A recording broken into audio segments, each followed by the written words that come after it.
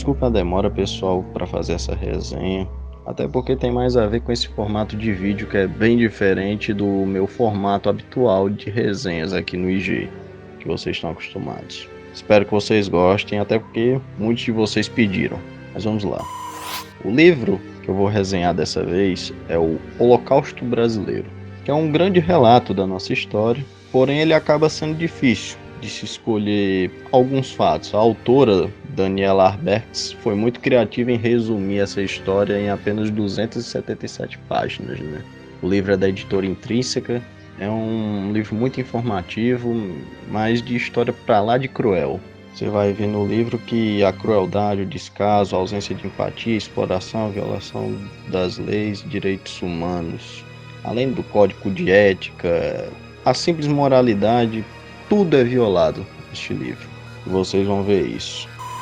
O livro, ele é afável a milhares de pessoas, mulheres, crianças e idosos que perderam suas vidas neste campo de concentração disfarçado de hospital psiquiátrico chamado Colônia. Mas desde já vamos entender como ele foi fundado. O Centro Hospitalar Psiquiátrico de Barbacena, ou apenas Colônia, recebia diariamente centenas de pessoas para serem internadas.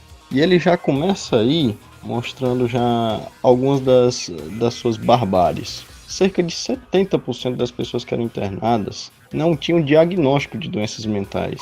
Eram compostos de mulheres e homens que perdiam seus documentos, filhas de fazendeiros que perderam a virgindade antes de se casar, garotas grávidas que foram estupradas por seus patrões, que as mandavam para lá por motivos torpes, esposas confinadas para que seus maridos pudessem ter relações com suas amantes sem serem incomodados, homossexuais, epiléticos, alcoólatras, gente que se rebelava contra o sistema e acabava se tornando um incômodo para coronéis, né, para pessoas mais poderosas na época. Enfim, o hospital que tinha a finalidade, né, de tratar de doentes mentais, você já vê que já teve a sua finalidade totalmente deturpada, né? Com pouco mais de 10 anos de funcionamento, já havia um registro de queixa das condições inadequadas de atendimento, mesmo o hospital recebendo constantes liberações de suplementos aprovados pela própria Assembleia Legislativa. A história oficial do hospital de Barbacena, ou Colônia, considera a construção do mesmo dentro de Barbacena um prêmio de consolação.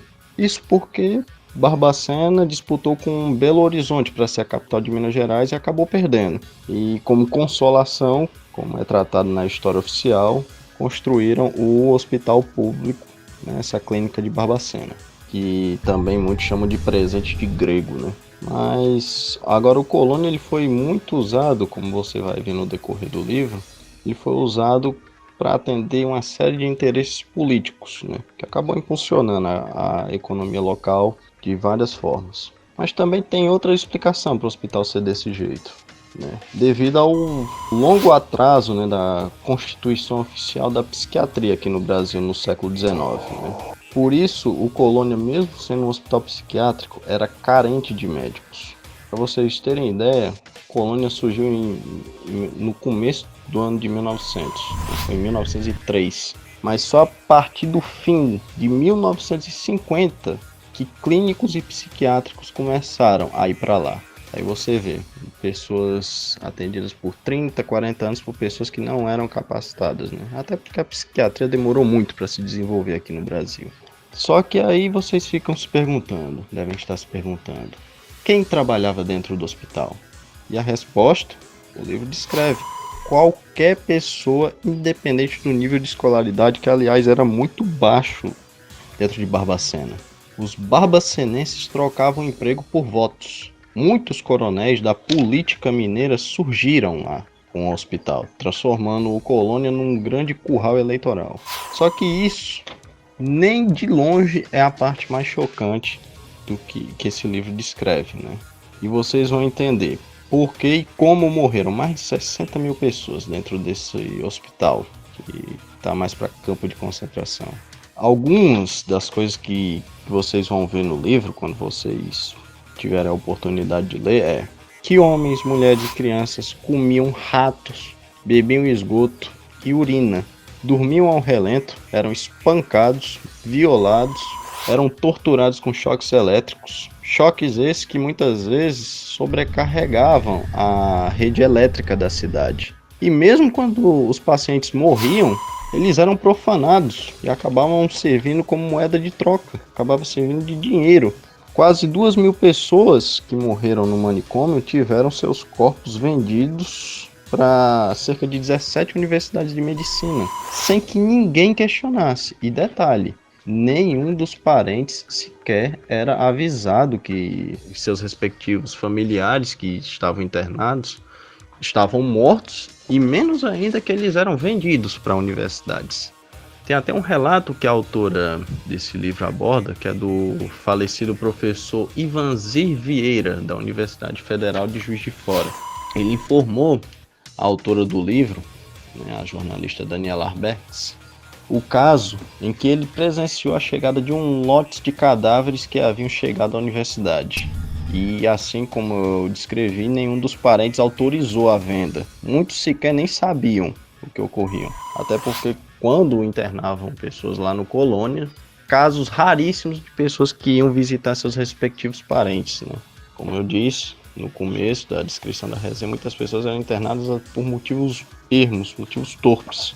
Então muitas dessas pessoas sequer acabavam vendo seus parentes ou tendo alguma notícia deles.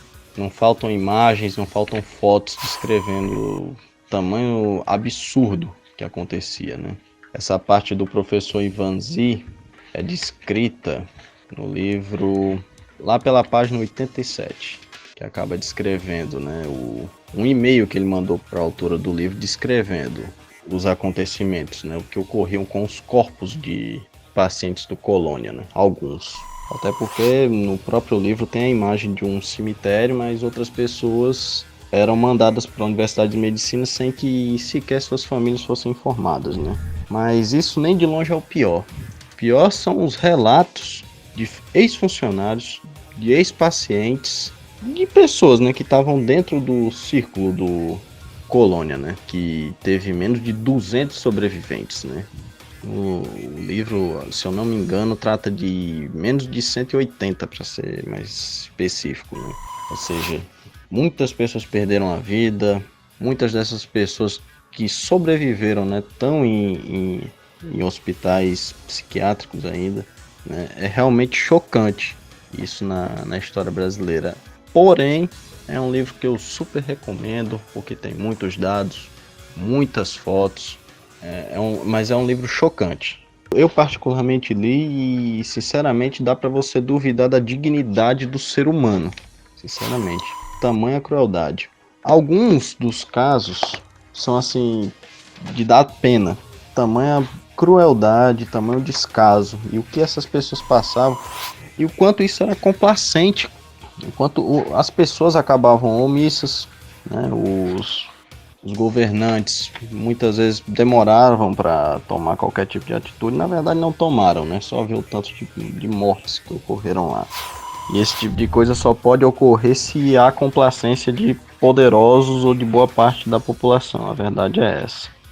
Para complementar essa resenha, eu achei importante salientar a história de uma testemunha, né? Apesar que tem vários. O livro é muito completo, tem muitos relatos de antigos pacientes e funcionários. Mas eu preferi pegar o caso da senhora Francisca Moreira dos Reis, que a galera chamava de Chiquinha do Colônia.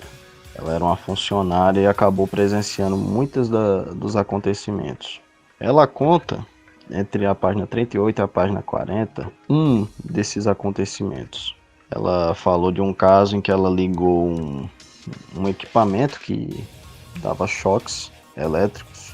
Ela ligou esse equipamento na voltagem 110, né, de contagem, em um paciente. O paciente era jovem, acabou falecendo, teve uma parada cardíaca na frente de todos. E ela falava que os funcionários, por mais chocados que fossem, tinham que conter as emoções, né, porque eles não podiam fazer nada, né? Eles eram peões, né? E os reis, né, digamos assim, as pessoas que estavam acima hierarquicamente, pouco se importavam com esse caso. Ela falou nesse caso aí de um jovem. E com poucos instantes, nesse mesmo dia, trouxeram um outro jovem, fizeram o mesmo procedimento. Detalhe, Isso era um teste que eles faziam, um teste admissional, né? Era horrível, horrível. Tanto que a pessoa em questão, a senhora Francisca Moreira dos Reis, ela falou que em pouco tempo, em uma noite, ela tinha visto 2 mortes. Em pouco tempo ela desistiu do curso, né? Saiu gritando. E ela só voltou ao Hospital Colônia cerca de 11 anos depois, porque ela pediu baixa por não suportar tamanha brutalidade e barbaridade. Ou seja, durante um curso admissional, em uma noite, em poucos minutos, ela já havia testemunhado 2 mortes dentro do Colônia. E isso é só alguns. Tem histórias de outras pessoas que, sinceramente, é chocante. Eu peguei essa para, digamos assim, exemplificar o que ocorria, né, dentro do Hospital Colônia. Mas, enfim, é um livro chocante do ponto de vista histórico, mas com um valor inelutável, né? Porque tem muitas testemunhas, tem muitos documentos, né, sobre esse Auschwitz brasileiro que foi o Hospital Psiquiátrico de Barbacena. Então é isso, pessoal. Espero que tenham gostado dessa pequena análise, desse formato, né, que eu estou fazendo a título de teste. Qualquer coisa nós voltamos com as resenhas convencionais. Mas enfim, digam vocês o que vocês acham, se já leram o livro, se vão ler, enfim. Desde já um agradecimento para o pessoal do canal da Lura, né, que me ajudou com esse formato, o Antônio Miranda, que incentivou, ajudou. Sigam o canal dele também lá no YouTube e curtam aqui a nossa querida página, né, a nossa Apreciando Livros aqui. Abração, tudo de bom para vocês.